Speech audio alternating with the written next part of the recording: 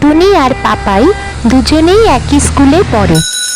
তারা খুব ভালো বন্ধু।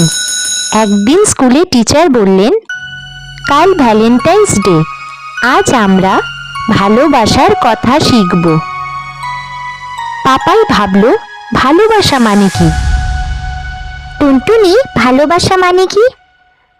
টুনটুনি বলল, ভালোবাসা মানে সবাইকে ভালো করে দেখা। পরদিন টুনটুনি পাপাইকে একটা লাল কাগজের হৃদয় দিল। তাতে লেখা ছিল, বন্ধু মানেই ভালোবাসা। পাপাই খুব খুশি হলো। সে টুনটুনিকে নিজের পেন্সিল বক্সটা উপহার দিল। দুজনেই হেসে উঠল। স্কুলে সবাই একসঙ্গে তারা পড়াশুনো করে, খেলাধুলা করে। টিচার সকলকে বলল, এই হলো সত্যিকারের ভ্যালেন্টাইন্স ডে।